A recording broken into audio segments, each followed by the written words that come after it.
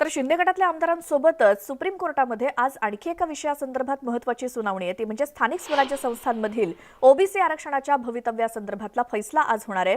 आणि या सुनावणीवरती पुढच्या निवडणुकांचं गणित अवलंबून असल्यामुळे या आरक्षणाच्या सुनावणीकडे अवघ्या राज्याचं लक्ष लागलंय। मागच्या सुनावणीच्या वेळी कोर्टानं महत्त्वाचे निर्देश देताना सध्या नव्या निवडणुका जाहीर करू नका, मात्र आधी जाहीर केलेल्या निवडणुका थांबवता येणार नाहीत असे निर्देश दिले होते।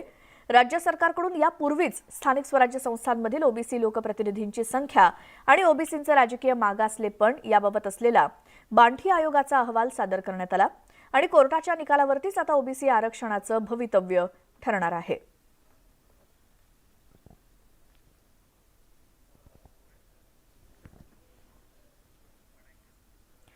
तर बांठिया समितीचा अहवाल न्यूज 18 लोकमतच्या हाती लागलाय आणि बांठिया समितीने आरक्षणासंदर्भात नेमक्या काय शिफारसी केल्या आहेत याबाबतची माहिती न्यूज 18 लोकमतच्या हाती लागली आहे।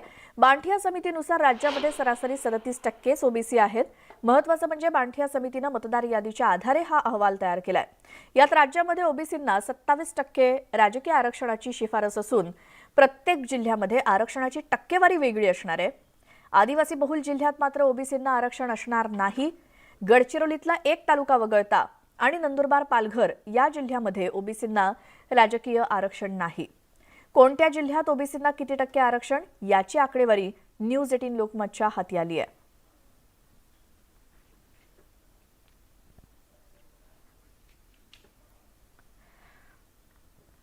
राज्यामध्ये ओबीसींची टक्केवारी 57% असताना सुद्धा बांठिया आयोगानं आपल्या अहवालामध्ये हीच आकडेवारी अवघी 37% दाखवली असल्याचा आरोप माजी खासदार हरिभाऊ राठोड यांनी केलाय। सरकारनं ही चुकीची आकडेवारी सुप्रीम कोर्टामध्ये सादर करून ओबीसींचं नुकसान करू नये असं देखील राठोड म्हणालेत। जे ओबीसीची जी संख्या आहे ती 57% आहे आणि मग 57% असताना 37% सांगणं हे अत्यंत चुकीचं आहे। त्यामुळे रेकॉर्डवर चुकीचे जाऊ नये म्हणून माझं म्हणणं आहे की 57% ही आकडेवारी आहे ती उद्या सर्वोच्च न्यायालयामध्ये सादर करावी आणि जो काही निर्णय येईल तो आम्हाला मान्य राहील। परंतु आकडेवारी ही 57%च ओबीसीची आहे हे निश्चित त्यांनीच सादर केलेला जो अहवाल आहे त्याच्यावरून मी हे काढलेली आहे। त्यामुळे असं चुकीचं जे बांठिया आयोगाने सांगितलं आहे ते अत्यंत चुकीचं आहे। थेट जाऊयात प्रशांत लीला रामदास आमचे प्रतिनिधी आपल्या सोबत आता आहेत। प्रशांत, आज किती वाजता या ओबीसींच्या राजकीय आरक्षणासंदर्भातल्या सुनावणीला सुरुवात होईल? ओबीसींच्या राजकीय आरक्षणासंदर्भात साधारणतः 11 वाजता सुनावणी होण्याची शक्यता आहे। या सुनावणीकडे संपूर्ण महाराष्ट्राचा लक्ष लागला आहे आणि स्थानिक स्वराज्य संस्थेच्या निवडणुकीमध्ये नगरपालिका आणि जिल्हा परिषदेच्या निवडणुकीमध्ये ओबीसी आरक्षण लागू करायचं की नाही या संदर्भात आता अंतिम निर्णय येणार आहे। महत्वाचं म्हणजे जर बघितलं तर या सगळ्या पार्श्वभूमीवरती जस्टिस खानविलकर यांच्या 3 सदस्यीय खंडपीठापुढे हे सुनावणी होणार आहे। या सुनावणीमध्ये बांठिया आयोग जो आहे, बांठिया आयोगाच्या सर्व शिफारसी लागू होतात का आणि त्याला मान्यता देतात का? जर मध्य प्रदेशच्या धर्तीवरती मध्य प्रदेशमध्ये ज्या पद्धतीने ओबीसी आरक्षण लागू करण्यात आलं आहे त्याच धर्तीवरती महाराष्ट्रामध्ये ओबीसी आरक्षणाला परवानगी मिळते का हे देखील पाहणं अतिशय महत्त्वाचं ठरणार आहे। पण या घडीला साधारणतः 11:30च्या दरम्यान हे सुनावणी होण्याची शक्यता आहे। बरं स्टुडिओ प्रशांत, धन्यवाद या सगळ्या माहितीसाठी। ज्यावेळेला सुनावणीला सुरुवात होईल आज नेमकं काय होतं ओबीसींच्या राजकीय आरक्षणासंदर्भात आणि काय निरीक्षण सुप्रीम कोर्ट या संदर्भात नोंदवतं याचे देखील अपडेट आपण वेळोवेळी घेत राहूच। 10:30 वाजल्याच्या नंतर या सुनावणीला सुरुवात होईल अशी माहिती मिळाली आहे। दुसरीकडे महाराष्ट्रातील सत्ता संघर्ष सुद्धा सुप्रीम कोर्टामध्ये जाऊन पोहोचलाय। शिंदे गटानं आणि ठाकरे गटानं एकमेकांच्या विरोधामध्ये दाखल केलेल्या याचिकांवरती आज सुनावणी होतेय। विधानसभेचे उपसभापती नरहरी झिरवळ यांनी पक्षांतर बंदी कायद्यानुसार शिवसेनेच्या बंडखोर आमदारांची आमदारकी रद्द करण्याबाबत कार्यवाही सुरू केली होती आणि या कारवाई विरोधात शिवसेनेचे नेते एकनाथ शिंदे आणि 14 बंडखोर आमदारांनी सर्वोच्च न्यायालयात याचिका दाखल केली होती। त्यावरती ही सुनावणी सरन्यायाधीश NV रमण्णा यांच्या अध्यक्षतेखालील खंडपीठासमोर होणार आहे। त्यामुळे सर्वोच्च न्यायालय यावरती काय निरीक्षण नोंदवतं आणि काय निकाल देतं याकडे राज्याचं लक्ष आहे आणि या सुनावणीमध्ये सर्वोच्च न्यायालय शिवसेनेतील बंडखोरीपासून ते राज्यातील सत्तांतर आणि विधानसभेतील बदलांची कायदेशीर वैधता या सगळ्या संदर्भात सुनावणी घेणार आहे। तर आपण एक शक्यतांवरती नजर टाकूयात ग्राफिक्सच्या माध्यमातून। आमदार जर अपात्र ठरले तर काय होऊ शकतं? 16 आमदारांना अपात्र करण्याची मागणी शिवसेनेकडून करण्यात आली आहे।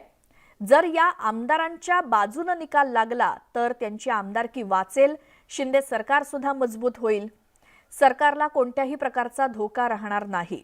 मात्र हा निकाल या आमदारांच्या विरोधात गेल्यास हे आमदार अपात्र ठरतील, बंडखोर आमदार अपात्र ठरतील, सरकार अल्पमतात येऊ शकतं आणि असं झालं तर मग प्रतोत्पद नेमकं कोणाकडे राहणार हा देखील प्रश्न उपस्थित होतो।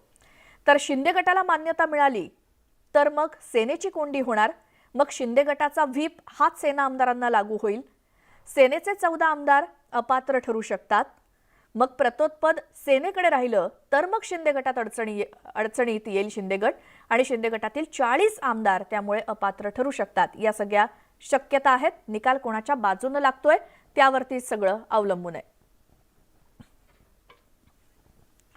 शिवसेनेचे नेते संजय राऊत यांनी एक ट्विट करत एकनाथ शिंदेंवरती निशाणा साधलाय। त्यांनी कवी प्रेमचंद यांच्या कवितेच्या काही ओळी ट्विट केल्यात। संसार में सबसे आसान काम अपने को धोखा देना है असं ट्विट संजय राऊतांनी केलंय आणि त्यांनी थेट मुख्यमंत्री एकनाथ शिंदे यांच्यावरती टीका केली आहे या ट्विटच्या माध्यमातून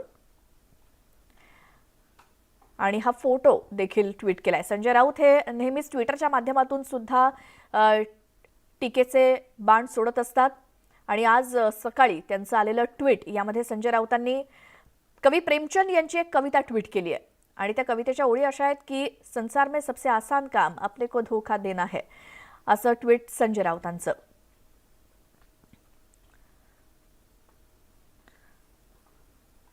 अर्थात संजय राऊत यांच्या प्रत्येक टीकेमागचा रोख हा शिंदे गट आणि भाजपचा आहे। तर संजय राऊतांचं हे ट्विट आपण पाहिलं, मात्र दुसरीकडे सामनाचा अग्रलेख सुद्धा आज महत्त्वाचा आहे।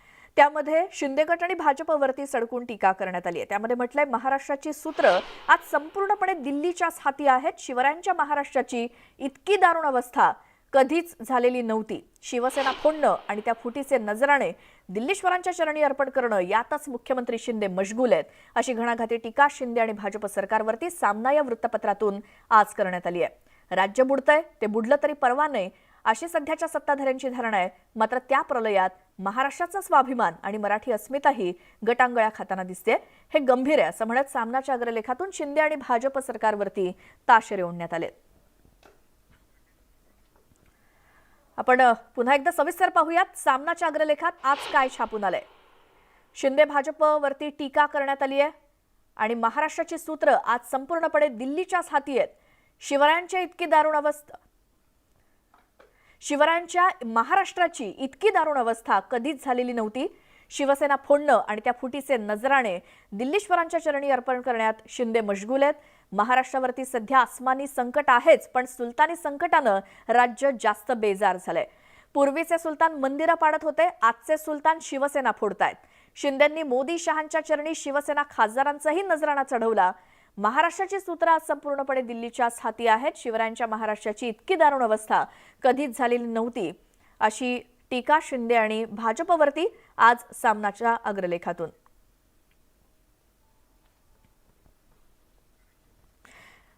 आणि आता महाराष्ट्राच्या राजकारणातली सर्वात मोठी बातमी ती म्हणजे जून 2021 मध्ये भाजप आणि सेना युतीबाबत उद्धव ठाकरे आणि मोदींची चर्चा झाल्याचा सर्वात मोठा गौप्यस्फोट खासदार राहुल शेवाळे यांनी केलाय। पंतप्रधान मोदी आणि उद्धव ठाकरे 2021 मध्ये युती संदर्भात जवळपास 1 तास त्यांच्या चर्चा झाल्याचा गौप्यस्फोट राहुल शेवाळेंनी केला। चर्चा सकारात्मक झाली खरी, पण त्यानंतर झालेल्या पावसाळी अधिवेशनात भाजपच्या 12 आमदारांचं निलंबन झालं आणि त्यावरून युतीची चर्चा फिसकटली। त्यामुळे पुन्हा एकदा शिवसेना भाजप युतीच्या चर्चा त्यावेळी मावळल्या। उद्धव ठाकरेंनी पुन्हा युतीसाठी प्रयत्न केले, पण त्यात त्यांना यश न मिळाल्यामुळे त्यांनी आमदारांच्या बंडखोरीनंतर खासदारांना युतीचे प्रयत्न करण्यास सांगितलं। ठाकरे मोदींमध्ये युतीची चर्चा झालेली होती आणि हा गौप्यस्फोट शिवसेनेचे खासदार राहुल शेवाळे यांनी केलाय। खासदारांच्या उपस्थित उद्धव साहेबांनी पण आम्हाला सांगितलं की मला पण युती करायची आहे, मी माझ्या परीने युती करण्याचा खूप प्रयत्न केला आणि त्यांनी या गोष्टीचा उल्लेख केला की ज्यावेळी ते देशाचे पंतप्रधान आदरणीय मोदी साहेबांना दिल्लीला भेटायला आले, त्या भेटीत त्यांनी या गोष्टीचा मोदी साहेबांकडे उल्लेख केला आणि मोदी साहेबांबरोबर त्यांची 1 तास चर्चा झाली आणि चर्चेत त्यांच्या युती संदर्भातल्या संपूर्ण चर्चा झाल्या.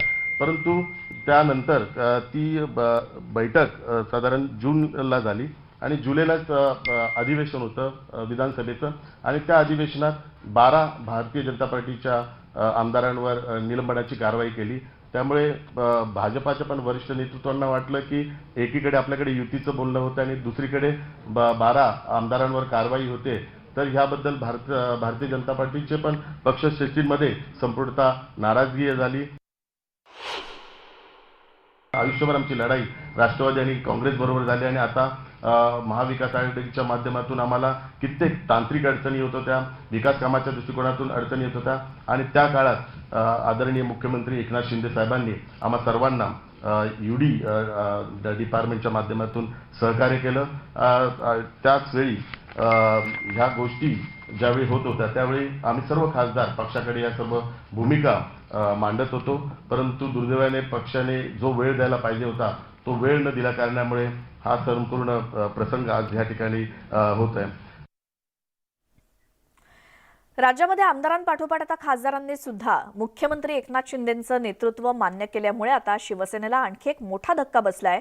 एक एक करत लोकप्रतिनिधी शिंदेंकडे जात असल्यामुळे आता पक्ष संघटनेवरती नियंत्रण राखण्याचं आव्हान उद्धव ठाकरेंसमोर उभं ठाकलंय आणि त्यामुळेच आता उद्धव ठाकरेंनी पक्षातील पदाधिकाऱ्यांच्या बैठकांचा सपाटा लावलाय. उद्धव ठाकरेंचा पुन्हा भाजपवर हल्ला, भाजपकडून सेना संपवण्याचा प्रयत्न, बंडखोरीसाठी भाजपला धरलं जबाबदार.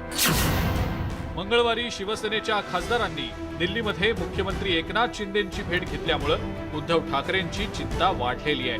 मात्र पक्षफुटीच्या या आव्हानाला तोंड देण्यासाठी आता उद्धव ठाकरेंनी कंबर कसली असून त्यांनी पक्षातल्या पदाधिकाऱ्यांच्या बैठकांचं सत्र सुरू केलंय. खरं तर अनेक लोकप्रतिनिधींनी शिंदे गटाची वाट धरल्यामुळे पक्षावरील नियंत्रण कायम ठेवण्यासाठी उद्धव ठाकरेंनी बैठकांचा हा धडाका लावल्याचं बोललं जात आहे. याच पार्श्वभूमीवर जिल्हाप्रमुख आणि विभाग प्रमुखांच्या सतत बैठका घेतल्या जात आहेत. मंगळवारी शिवसेना पक्षप्रमुख उद्धव ठाकरे यांनी उत्तर भारतीय एकता मंच सोबत एक बैठक घेतली. उद्धव जी ने आश्वासन दिया है कि शिवसेना जो है ये आज आपके साथ में खड़ी है, कल भी आपके साथ में खड़ी रहेगी. हमारे पास अभी जो है हम सब कुछ ऐसा देने के लिए नहीं है, लेकिन हमारे साथ आप खड़े हैं और मजबूती के साथ हमारे साथ खड़े रहेंगे. या बैठकीत उद्धव ठाकरे यांनी भाजपावर सडकून टीका केली आहे. तुम्ही माझ्या भात्यातील कितीही बाण न्या, पण धनुष्य मात्र माझ्याकडेच आहे हे लक्षात ठेवा. शिवसेनेमध्ये फूट ही बंडखोर आमदारांनी नाही तर भाजपनं पाडलेली आहे. भाजपच शिवसेना संपवत आहे. भाजप 2 कोंबड्यांमध्ये झुंज लावत आहे. यातला एक कोंबडा मेला की दुसऱ्या कोंबड्याला ते जेलमध्ये टाकतील. अशा शब्दात उद्धव ठाकरेंनी भाजपावर निशाणा साधलाय. यावेळी व्यापाऱ्यांनीही उद्धव ठाकरेंना आपला पाठिंबा जाहीर केलाय. हमारा तरफ से एक ही उद्धव साहब से निवेदन था कि जैसे 93 में दंगा फसाद हुआ था और सब व्यापारी को, गुजराती बंधुओं को जो ऐसे बचाया था उन लोग ने, इसी तरह अभी हम लोग भी शिवसेना के साथ ही है. जब उन लोग ने हमारा साथ दिया था, आज उन लोग को हमारा जरूरत है. हम लोग सब व्यापारी उद्धव साहब के साथ ही है. व्यापारी संगठन की हमेशा उद्धव जी के साथ ही. व्यापार में भी मंदी आती है तो व्यापारी ने यही समर्थन दिया है. व्यापार में जैसी मंदी आती है तो कुछ लोग गए हैं, पर शिवसैनिक और व्यापारी हमेशा आपके साथ रहेंगे और हमेशा रहेंगे, क्योंकि सच्चा आदमी है उद्धव साहब. सुरुवातीला आमदार आणि आता खासदारांनी बंडाचा झेंडा हाती घेतलाय. शिवसेनेच्या 12 खासदारांनी मुख्यमंत्री एकनाथ शिंदेंची भेट घेतल्यामुळे विधानसभेपासून लोकसभेपर्यंत शिवसेनेला फुटीचं ग्रहण लागलंय.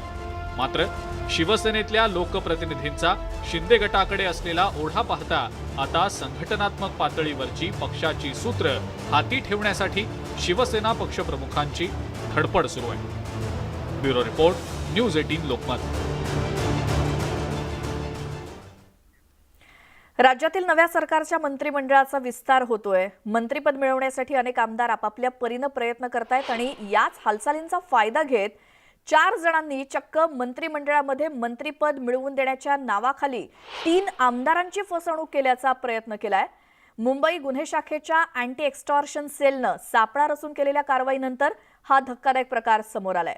राष्ट्रीय पक्षातील आमदाराला कॅबिनेट मंत्रीपद मिळवून देण्याच्या नावाखाली चक्क 100 कोटी रुपयांची मागणी करण्यात आली. केवळ इतकंच नाही तर आरोपींनी आधी आमदारांना फोन करून आपण दिल्लीहून आल्याचं सांगितलं. त्यांचा बायोडेटा देखील मागितला. मुंबई पोलिसांना याची माहिती मिळताच गुन्हे शाखेच्या अँटी एक्स्टॉर्शन सेलनं सापळा रचून आरोपीला पकडले. आणि आता पुढची बातमी आहे मुंबई महानगरपालिकेच्या निवडणुकीसंदर्भात मनसे अध्यक्ष राज ठाकरेंकडून शिवतीर्थवरती आज देखील बैठकांचं आयोजन करण्यात आलंय. मुंबई विधानसभा निहाय परिस्थितीचा राज ठाकरे स्वतः आढावा घेणार आहेत. आज मध्य मुंबईतील मनसे पदाधिकाऱ्यांसोबत राज ठाकरेंची बैठक पार पडणार आहे. संघटनात्मक बांधणी, पक्षीय स्थिती, स्थानिक परिस्थिती तसंच निवडणूक लढण्यासाठी इच्छुक असणारे पदाधिकारी याबाबत बैठकीमध्ये आढावा घेतला जाणार आहे.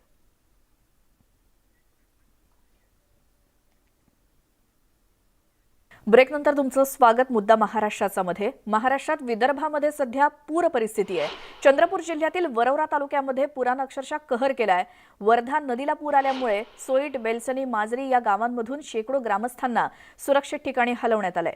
सोईट आणि पळस गावामध्ये परिस्थिती अतिशय बिकट आहे. करंजी आणि सोईट इथल्या नागरिकांना बाहेर काढण्यासाठी राज्य आपत्ती निवारण दलाकडून प्रयत्न सुरू आहेत. चंद्रपूर जिल्ह्यामध्ये 24 तासात पावसानं विश्रांती जरी घेतली असली तरी धरणांमधून सोडलेल्या पाण्यामुळे वर्धा नदीच्या पाणी पातळीमध्ये प्रचंड वाढ झाली आहे. पाऊस नसताना सुद्धा आलेल्या या महापुरामुळे नागरिक बेहाल झालेत.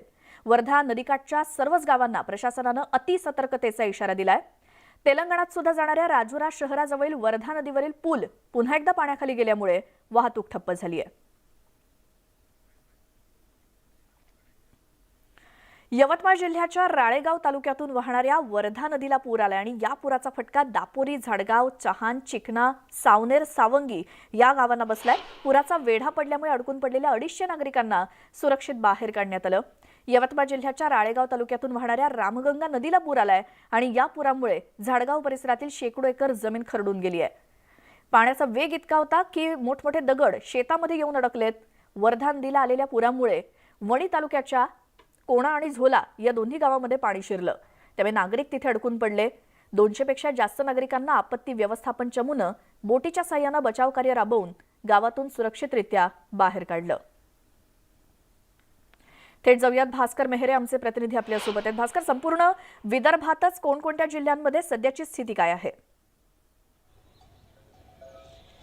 श्वेता, खरं तर सुरुवातीला 10 दिवस पाऊस आला, त्यानंतर 2 दिवसाची उघड घेतली आणि त्यानंतर 2 दिवस जो पाऊस आला त्यामुळे यवतमाळ जिल्हा असो किंवा अमरावती असो, चंद्रपूर असो या ठिकाणून ज्या नद्या वाहतात त्या मोठ्या प्रमाणात त्या पूर आला आणि परिणाम असा झाला की पुराचं जे पाणी आहे ते गावात शिरलं आणि गावातील लोकांचे जे नागरिक आहेत त्यांचे प्रचंड प्रमाणात या ठिकाणी हाल झालेले आहे. यवतमाळ जिल्ह्याचा जर विचार केला तर वणी जो विभाग आहे या विभागमध्ये वर्धा जी नदी वाहते किंवा पैनगंगा सुद्धा त्या ठिकाणून वाहते. या दोन्ही नदींना पूर होता आणि पुराचं जे पाणी होतं किंवा मग जे नाले होते छोटे छोटे या नाल्यांचं पाणी नदीमध्ये सामावून घेतलं जात नव्हतं. त्याच्यामुळे ते पाणी पूर्णपणे मागे फेकल्या जात होते. परिणाम असा झाला की वणीजवळचं कोणा आणि झोला हे जे 2 गाव आहे हे गाव अक्षरशः उद्ध्वस्त झाल्यासारखी त्या ठिकाणची परिस्थिती आहे. सगळे नागरिक जे आहे ते फसून होते. आता प्रशासनानं या सगळ्या नागरिकांना बाहेर काढलेलं आहे. त्यांची काही ठिकाणी व्यवस्था सुद्धा तशा प्रकारे केल्या गेलेली आहे. तर दुसरं भुरकी, रांगणा आणि शेलूखुर्द हे जे गाव आहे हे सुद्धा वणीमधलेच आहे, पण या ठिकाणची सुद्धा परिस्थिती अतिशय विदारक आहे. एकंदरीत सुरुवातीपासूनच या ठिकाणी जी परिस्थिती होती तर ती सुरुवातीला हाताबाहेर जाण्याची स्थिती या ठिकाणी निर्माण झाली होती. मात्र प्रशासनानं सुद्धा या ठिकाणी दखल घेतली. त्या ठिकाणी रेस्क्यू ऑपरेशन करण्यात आलं. मदतीच्या संदर्भात जर बोलत झालं तर प्रशासन मदत या ठिकाणी करताना दिसतात. मात्र नांदेपेरा किंवा सावंगी, वनोजा हे जे गाव आहे या गावातील बऱ्याचशा नागरिकांना मनसेचे जे राजू उपाध्यक्ष आहे यांनी सुद्धा मोठ्या प्रमाणात या ठिकाणी मदत केलेली आहे. बरं श्वेता. भास्कर, धन्यवाद या सगळ्या माहितीसाठी. तर धरणातून सोडलेल्या पाण्यामुळे ही पूर परिस्थिती पाऊस नसताना सुद्धा उद्भवलेली आणि त्यामुळे नागरिक जास्त हैराण आहेत. योग्य ती मदत पोहोचवण्याचे प्रयत्न प्रशासनाचे सुरू आहेतच. पुढची बातमी पाहूया. तर राळेगावच्या झाडगावमध्ये शेती पूर्णपणे खरडून गेली आहे. यवतमाळ जिल्ह्याच्या राळेगाव तालुक्यातून वाहणाऱ्या रामगंगा नदीला पूर आलाय आणि या पुरामुळे झाडगाव परिसरातली शेकडो एकर जमीन खरडून गेली आहे. पाण्याचा वेगच इतका होता की मोठमोठे दगड शेतामध्ये येऊन अडकलेत आणि शेतातील कपाशीचं उभं पीक आणि माती सुद्धा पूर्णपणे वाहून गेली आहे. त्यामुळे शेतकरी पुरता खचून गेलाय. शेतकऱ्याकडून मदतीची मागणी केली जाते.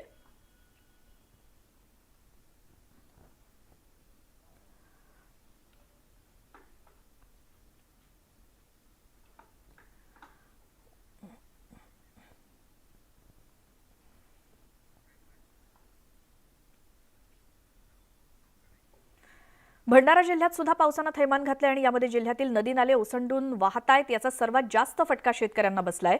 शेतीचा हंगाम आहे. धान पीक लागवडीकरता शेतकऱ्यांना पाण्याची प्रतीक्षा होती.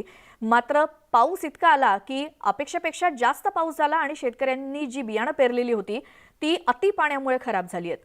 काही शेतकऱ्यांनी धान पीक रोवणी सुद्धा केली होती. त्यात पाणी साचून असल्यामुळे संपूर्ण धान पीक खराब झालंय.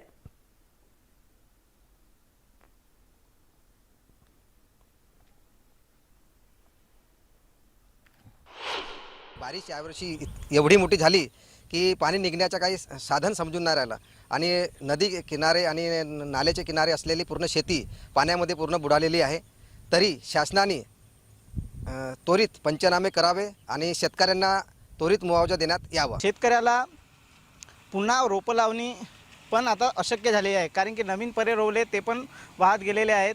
आणि या सर्वांचा जो आहे रोष आहे तो आता शासनाकडे वळतो आहे, कारण की अजूनपर्यंत शासकीय पंचनामे झालेले नाही आहेत. आणि त्यासाठी म्हणून आपल्या शेतकऱ्यांच्या जमिनीचे पंचनामे करून त्यांना आर्थिक मदत मिळावी ही शासनाला विनंती आहे. जी शासनाकडे हीच मागणी आहे. माझीच नाही तर माझ्या जिल्ह्यामध्ये हे जे वर्षाव झाले आणि जे शेतकऱ्यांचे जे नुकसान झाले आहेत, मग धान पिकाचे राहोत का भेंडी पीक राहो का वांगे राहोत, कोणी हे जे नुकसान झाले यांचे लवकरात लवकर पंचनामे होऊन त्यांना लवकरात लवकर मोबदला देण्यात यावं, जेणेकरून शेतकऱ्यांनी त्याची आर्थिक बाजू मजबूत होईल.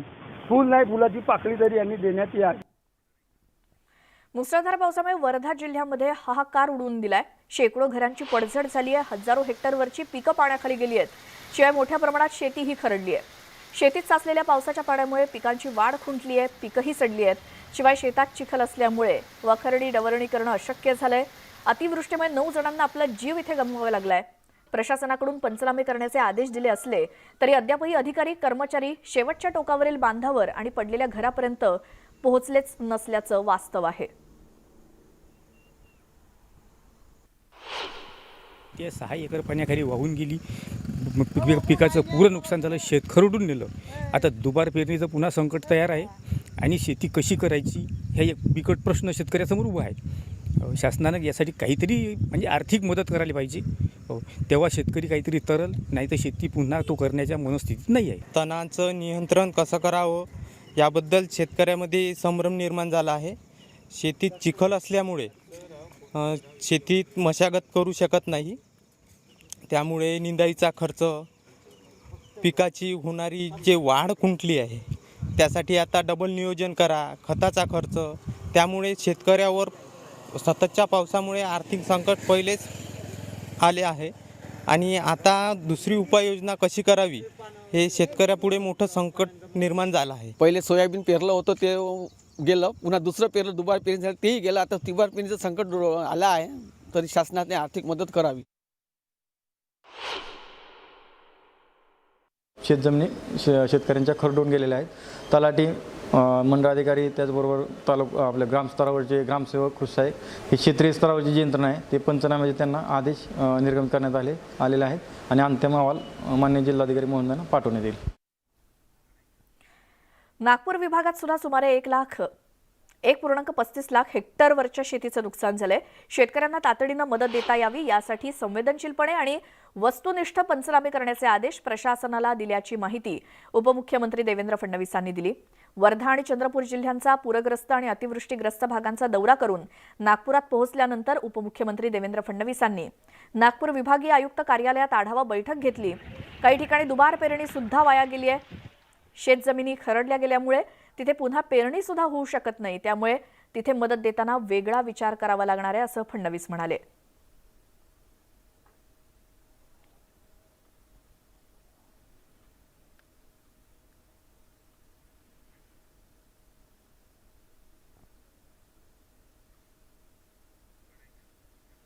राज्यातील सुनियोजित शहर अशी पिंपरी चिंचवड शहराची ओळख आहे. मात्र पावसाळा आला की या शहराचं नियोजन अक्षरशः खड्ड्यात जातं. कारण कोट्यवधी रुपये खर्चून बुजवलेले खड्डे त्याच ठिकाणी दरवर्षी पुन्हा उगवतात. सतत पडणाऱ्या या खड्ड्यांबद्दल महापालिकेकडून ठेकेदारावरती कोणतीही कारवाई केली जात नाही. त्यामुळे संतप्त झालेले नागरिक काय खड्डे, काय रस्ते, काय पार्किंग असे फलक लावून कोणी खड्डे बुजवता का खड्डे असे देखील प्रश्न विचारत फिरतायत.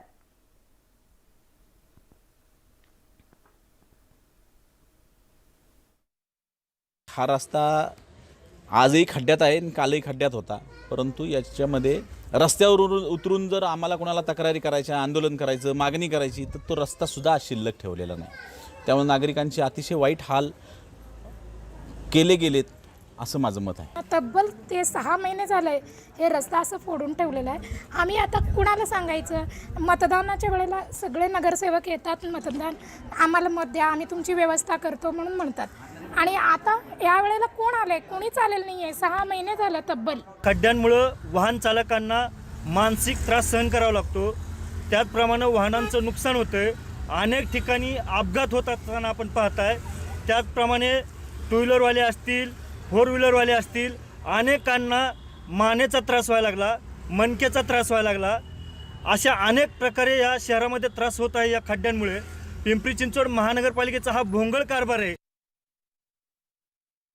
आता खड्डे पडलेले आहे, माझ्याकडे जी आकडेवारी आहे त्याच्यानुसार साधारण 2000च्या वर खड्डे पडलेले आहेत. त्यापैकी 1500 साधारणतः खड्डे आम्ही भरलेले आहे. तर खड्डे भरताना एकतर आम्ही कोल्ड मिक्स वापरतो, जे की थोडं मॉइस्ट असलं तरी त्याच्यामध्ये ते बसतं. नाही जास्त पाणी असेल तर मग आम्ही त्यात JSB टाकतो किंवा मुरुम टाकतो आणि तात्पुरतं भरून टाकतो ते, जेणेकरून लोकांचा इन्कन्व्हिनियन्स कमी होईल. थेट आपण पिंपरी चिंचवडमध्ये जाणार आहोत. आमचे प्रतिनिधी गोविंद वाकडे आपल्यासोबत जोडले गेलेत. गोविंद, पावसाळा सुरू होऊन काही दिवस उलटले की पिंपरी चिंचवडमधल्या रस्त्यांची आणि नागरिकांची काय अवस्था होते?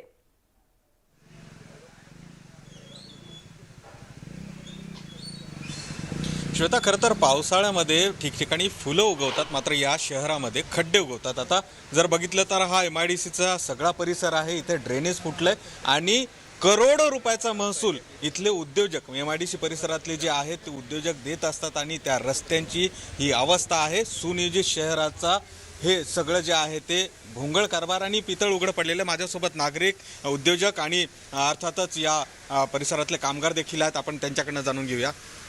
कित्येक वर्षापासून हा सगळा प्रश्न आहे आणि आत्ताही तो तसाच कायम आहे. खड्ड्यात गेले शहर. आता आपण बघतोय आपल्याकडे सगळीकडे स्वच्छता अभियान आणि पिंपरी चिंचवड स्मार्ट सिटी हे सगळे विषय चालू आहे. पण आता कुदळवाडी पवार वस्तीचा जो आणि चिखलीचा जो औद्योगिक परिसर आहे, इथले जर आपण रस्ते बघितले, इथं रस्त्यावरनं ड्रेनेज वाहतंय, पावसाळ्यामध्ये पाणी तुंबतंय आणि इथं जवळपास 8-10 वर्ष झाली तर रस्ताच बनवलेला नाही आहे. आणि इथं एवढी समस्या आहे, इथं कामगारांना ये जा करता येत नाही आहे, उद्योजकांना इथलं काम त्यांचं जातं आहे या अडचणींमुळं आणि महिला कामगारांना सुद्धा खूप त्रास होतोय. आमची कुचंबना होतंय. टॅक्स घ्यायला मात्र पोलीस घेऊन येतात महापालिका. मी सर, मला आता काय बोलावं सुचत नाही आहे. गेल्या वर्षी ह्या ड्रेनेजमध्ये, अशा ड्रेनेजमध्ये मी बसून त्या ठिकाणी आंदोलन केलं होतं. त्यावेळेस देखील मी सांगितलं होतं की 1997ला आमचे गाव महापालिकेत गेले. महापालिकेत गेल्यानंतर त्या ठिकाणी आजपर्यंत रस्ता नाही, ड्रेनेज नाही. या चिखली गावामध्ये महापौर झाले, सत्तारूढ पक्षनेते झाले, त्याच्यानंतर विरोधी पक्षनेते, सगळं झालं. परंतु माझ्या गावामध्ये आज देखील या गावावर कोण वाली एखादा कळत नाही आहे. मला सांगणार ठिकठिकाणी आम्ही बॅनर लावले की रस्त्याचा खड्ड्यात काय पाणी, काय रस्ते, काय रोड, ह्या सगळ्या गोष्टी केलेल्या आहे. परंतु प्रशासनाला कुठं जागेत नाही. ह्यांचा टॅक्स मात्र थांबला गेला की आमच्या हे जे उद्योजक आहे ह्याला लगेच टाळा लावून येतात. ह्यांना बाकीचं दिसत नाही, हे रोड दिसत नाही, पाणी घाण पाणी, घाण पाणी आपण सगळेजण उभे. करोडो लोक या ठिकाणी करोडो रुपयाचा टॅक्स या भागामध्ये भरतात. पण परिस्थिती सामान्य जे नागरिक आहेत त्यांची ते तर मेटाकुटरला आलेले आहेत. जे स्मार्ट सिटी म्हणतो, स्मार्ट एरिया तुमच्या तिकडचा, तोही तसाच आहे. हां, वाकड परिसरात सुद्धा हीच परिस्थिती आहे. सगळीकडं ज्या खड्ड्यात पाणी तुंबलेलं आहे, कोणी त्याला वाली राहिलेलं नाही आहे. 25 प्रभाग झालं किंवा NH-चा रस्ता झाला, त्या साईडला सुद्धा भरपूर पाणी साचलेलं आहे, त्याला कोणीच वाली नाही आहे. काय मनस्थिती झाली आहे तुमची आता? बघा, आता आमच्या या पॉवरवस्ती एरियामध्ये कमीत कमी 700-800 छोटे मोठे उद्योजक आहेत आणि 20 ते 25 हजार कामगार आहेत. आणि ह्या मध्यंतरी पालिकेने आम्हाला मिळकत करायच्या नोटिसा पाठवून, पोलीस पाठवून आमच्याकडं वसुली करून घेतली. आणि ह्या रस्त्याची दुरावस्था जर बघितली तर आमच्या इथं आता काम बंद करण्याची वेळ आलेली आहे. प्रत्येक शॉपमध्ये पाणी गेलेलं आहे, कामगार काम करू शकत नाही, लोक आजारी पडायला लागलेले आहेत, आमचे कस्टमर आमचं काम बंद करायला लागले, अशी आमची अवस्था झालेली. मोठा उत्पादनावर परिणाम होतोय. आपण खड्ड्यांबद्दल बोलत होतो श्वेता, मात्र इथे रस्ताच नाही आहे या महानगरपालिकेला. त्यामुळे आपण बघितलं तर लक्षात येते की सुनियोजित शहर हे केवळ कागदावर आहे. करोडो रुपयाचा जे महसूल उद्योजक देतात त्या MIDC परिसरातील हे रस्त्यांची अवस्था आहे. हे सगळे जे उद्योजक आहेत आता उभे आहेत, कारण की यांच्या वाहनं जी आहेत, उत्पादन जे आहे ते बाहेर जाऊ शकत नाही, कारण की इथे रस्ते नाही आहेत आणि हे दर पावसाळ्यातलं चित्र असतं. आणि त्यामुळे या शहराला सुनियोजित शहर म्हणायचं का, इथलं प्रशासन किती निर्धास्त आहे, किती गेंड्याच्या कातडीत आहे यावरून दिसतंय. अनेक अपघातही होत आहेत. शहराच्या अंतर्गत रस्त्याची परिस्थिती आपण बघितलेली आहे आणि उद्योग नगरी म्हणून नावलौकिक जे आहे त्या उद्योग नगरीतल्या MIDC परिसरातली सुद्धा ही परिस्थिती आहे. त्यामुळे मोठा रोष आहे, संताप आहे. गोविंद, या सगळ्या माहितीसाठी आणि प्रतिक्रियांसाठी धन्यवाद. आणि हा सगळा निरोप त्या प्रशासनापर्यंत पोहोचावा आणि जेणेकरून पिंपरी चिंचवडकरांना चांगले रस्ते मिळावेत, त्यांची गैरसोय होऊ नये हीच अपेक्षा. पुढच्या बातमीकडे वळतोय. अकोला जिल्ह्यामध्ये पावसानं अक्षरशः हाहाकार माजवलाय. अतिवृष्टीमुळे जिल्ह्यातील घरांचं आणि शेती पिकांचं अतोनात नुकसान झालंय. अकोला जिल्ह्यातील हजारो हेक्टर शेती पाण्याखाली बुडली आहे. शेतकरी संकटात सापडलाय.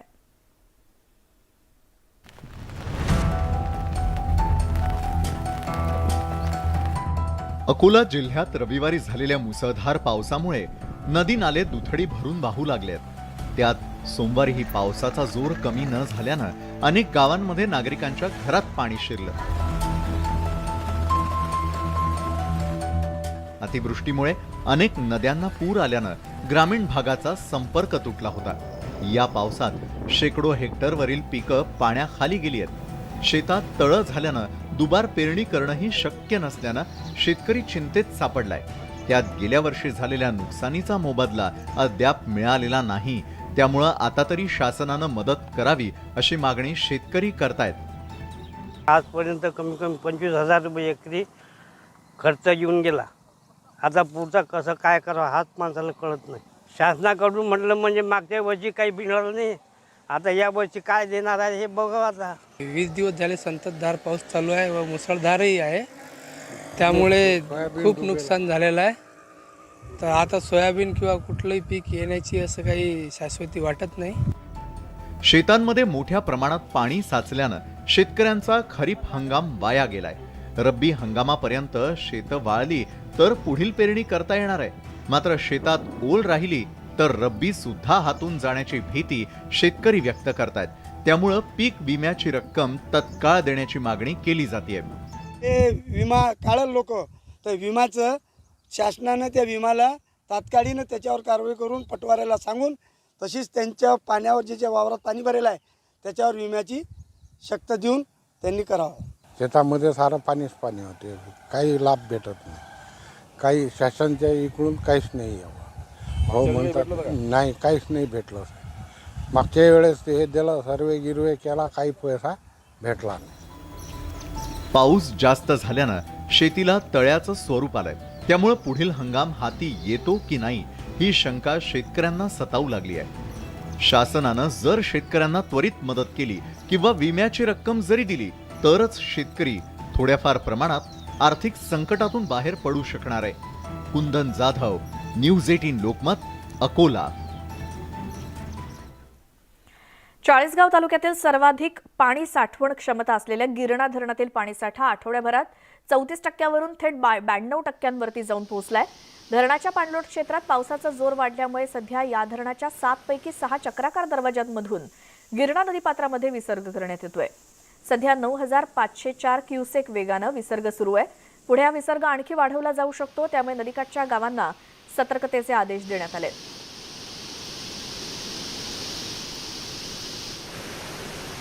मावळामध्ये झालेल्या दमदार पावसानं मावळातील अनेक धरणांमधल्या पाणीसाठ्यामध्ये वाढ झाली आहे. तालुक्यातील वडिवळे धरण पूर्ण क्षमतेनं भरलंय, त्यातून विसर्गही सुरू झालाय.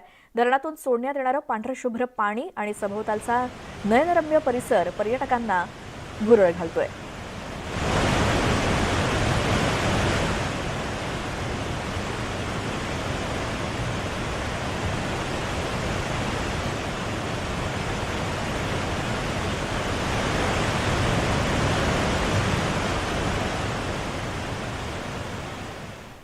यावेळी एक मोठी बातमी येते राजकीय वर्तुळातून. शिंदे गटानं निवडणूक आयोगाला पत्र पाठवलंय. शिवसेना म्हणून आम्हाला मान्यता देण्याची मागणी शिंदे गटानं या पत्रातून केली आहे.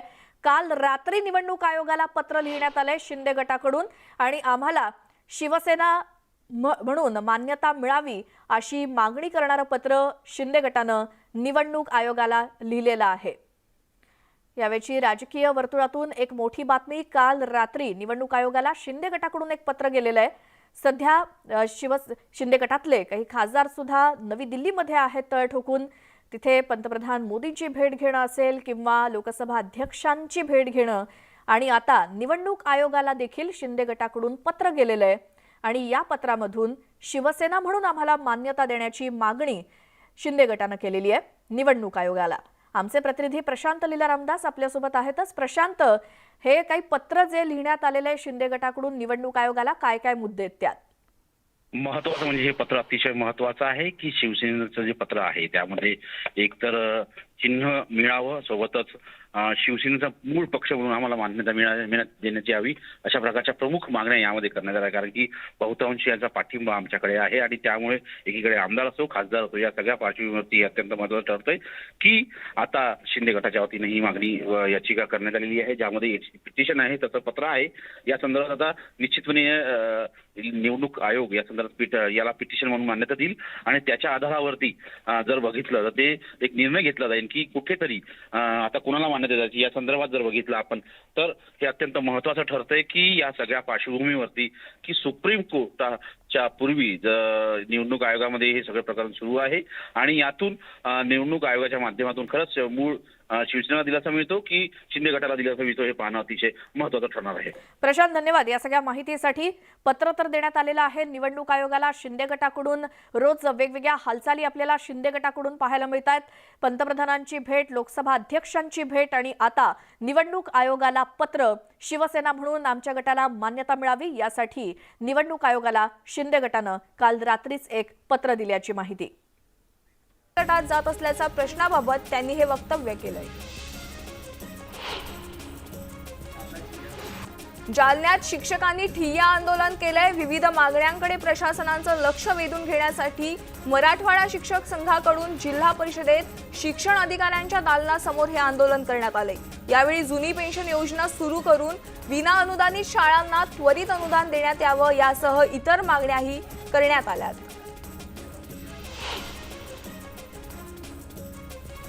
जळगावात पीक विमा जनजागृती रथ मंदिरातून रवाना झालाय. याद्वारे 10 दिवसात तालुक्यातील 154 गावांमध्ये पीक विम्याबाबत जनजागृती करण्यात येणार आहे. शेतकरी अजय सिंग पाटील यांनी या रथाचं विधिवत पूजन केलंय.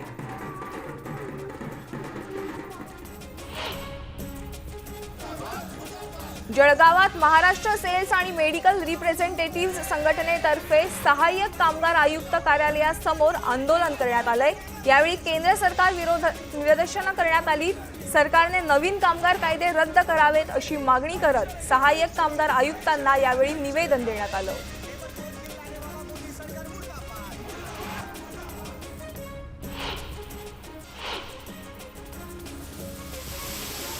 राज्यात पावसाचा जोर कमी होणार असल्याचा अंदाज हवामान विभागानं वर्तवलाय. तर तुरळक ठिकाणी पाऊस पडेल अशी शक्यता वर्तवण्यात आली आहे. विदर्भातील काही जिल्ह्यात धरणातून सोडलेल्या पाण्यामुळे पूरस्थिती झाली आहे. काही ठिकाणी पूर ओसरला असून एकूणच पावसाचा जोर कमी झालाय. राज्यात आतापर्यंत झालेला मुसळधार पाऊस आणि अतिवृष्टीत 108 जणांचा बळी गेलाय. पुरामुळे 28 जिल्हे आणि 289 गावं प्रभावित झाली असून 83 तात्पुरती निवारा केंद्र तयार करण्यात आलेत. अतिवृष्टीमुळे 189 प्राणी दगावलेत. दरम्यान कोकणातील परिस्थिती यंदा नियंत्रित असून विदर्भात मात्र पूरस्थिती कायम आहे.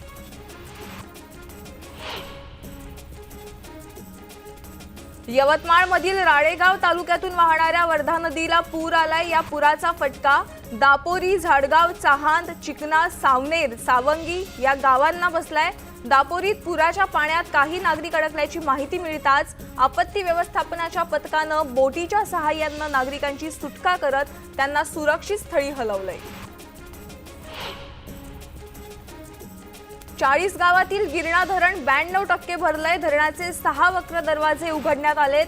त्यामुळे गिरणा धरणातून गिरणा नदी पात्रात 9504 क्युसेक पाण्याचा विसर्ग सुरू आहे. त्यामुळे नदीकाठच्या गावांना सतर्कतेचा इशारा देण्यात आलाय.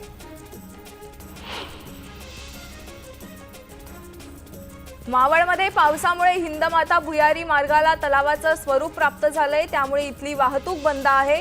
याचा त्रास वाहक चालकांसह शालेय विद्यार्थ्यांना होऊ लागल्याने इथला पूल लवकरात लवकर खुला करण्याची मागणी केली जातेय.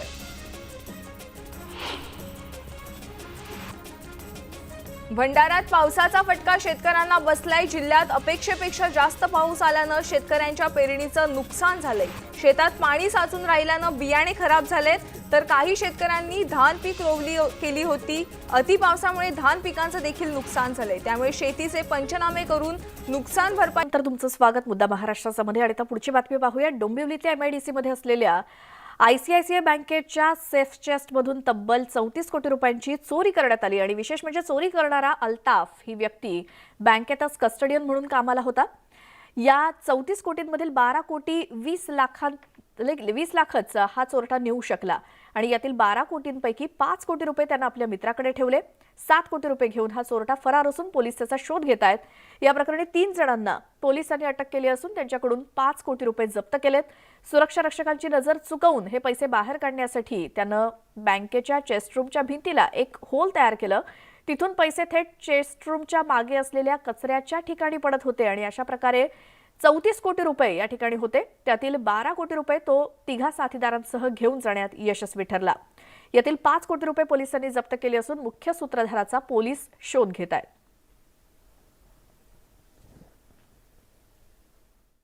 बँकेचा व्यवस्थापक एक कस्टोडियल वॉन्टेड आहे अल्ताफ नावाचा, त्याचा शोध चालू आहे. त्याच्याबरोबर जे लोक इन्व्हॉल्व होते त्यापैकी 3 आरोपींना आजपर्यंत अटक झालेली आहे. आणि त्यांच्याकडून आपण 5,80,00,000 रुपये 18/7/2022 बँकेच्या सीलबंद नोटा ताब्यात घेतलेल्या आहेत. अशीच एक बातमी. नागपूरच्या बेलतरोडी पोलीस ठाण्याच्या हद्दीतील खापरी पुनर्वसन परिसरात एका व्यावसायिक व्यक्तीनं स्वतःला कारमध्ये जाळून घेतलं. त्यानं स्वतःच्या पत्नी आणि मुलाला देखील जाळण्याचा प्रयत्न केला, मात्र ते त्यातून बचावले. पण व्यावसायिकाचा या घटनेमध्ये मृत्यू झाला. या घटनेमुळे परिसरात खळबळ माजली होती. रामराज भाट असं या मृत व्यक्तीचं नाव असून आर्थिक तंगीतून त्यानं हे पाऊल उचलल्याची माहिती पुढे आली आहे. रामराज पत्नी संगीता आणि मुलगा नंदन सोबत भटखापरी पुनर्वसन परिसरामध्ये गेले होते. त्या दरम्यान त्यानं हे टोकाचं पाऊल उचललं. यात पत्नी आणि मुलगा आगीत जखमी झालेत. त्यांच्यावर खापरी इथल्या स्वामी विवेकानंद इस्पितळात उपचार सुरू आहेत.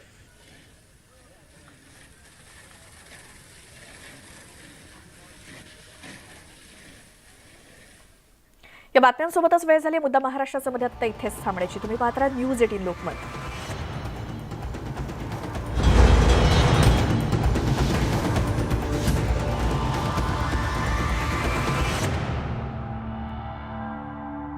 हिरवागार परिसराची दृश्य ड्रोन कॅमेरानं टिपली आहेत.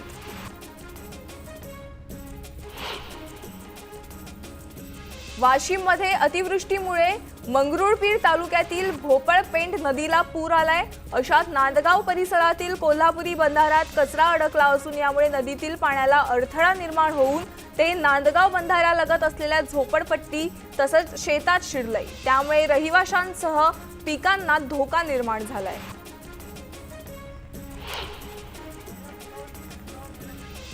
गडचिरोली जिल्ह्यात वैनगंगा आणि प्राणहिता नदीकाठावरील गावांना सतर्कतेचा इशारा देण्यात आलाय.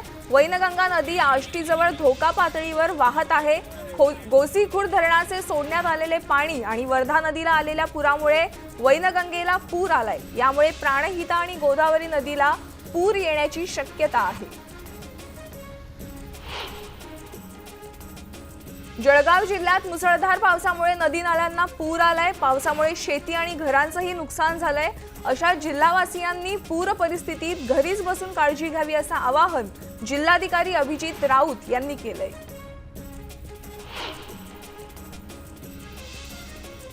बुलडाण्यातल्या संग्रामपूर तालुक्यात मुसळधार पावसामुळे इथल्या अनेक शाळांना तलावाचं स्वरूप आलंय.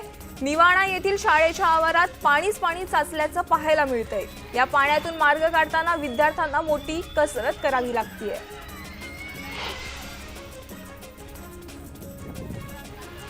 यवतमाळ जिल्ह्याच्या वणी तालुक्यातील 11 गावांना पुराने वेढा दिलाय. दरम्यान सर्व गावकरी सुखरूप असून त्यांना सुरक्षित स्थळी हलवण्यात आले.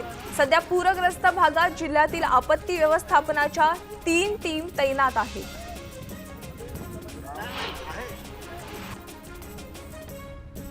चंद्रपूर जिल्ह्यातील वरोरा तालुक्यातील बेलसनी आणि माजरी या गावांमधून शेकडो ग्रामस्थांना सुरक्षित स्थळी हलवण्यात आलंय. सध्या पावसाने उसंत घेतली असली तरी नद्यांच्या पाणी पातळीत वाढ झाली आहे. त्यामुळे नदीकाठच्या गावांना सतर्कतेचा इशारा देण्यात आलाय. तर तेलंगणात जाणारा राजुरा शहराजवळचा पूल हा पाण्याखाली गेल्याने वाहतूक ठप्प झाली आहे. भाज्यांच्या दरात किलोमागे 30 ते 40 रुपयांनी वाढ झाली आहे. मुसळधार पावसामुळे भाज्यांची आवक कमी झाली आहे. त्यामुळे दरात वाढ होऊन भाज्यांचे दर हे 100 पार गेलेत. मात्र गेल्या काही दिवसात भाज्या पुन्हा स्वस्त होतील असा अंदाज व्यापाऱ्यांनी व्यक्त केलाय.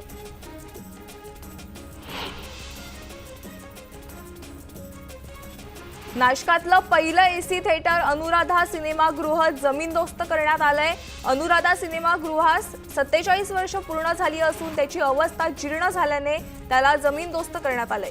सुनील दत्त, जितेंद्र, रीना राय या कलाकारांचा नागिण हा चित्रपटाने अनुराधा सिनेमागृहाचा शुभारंभ झाला होता. त्यामुळे या सिनेमागृह जमीनदोस्त होताना अनेक नाशिककर हळहळले आहेत.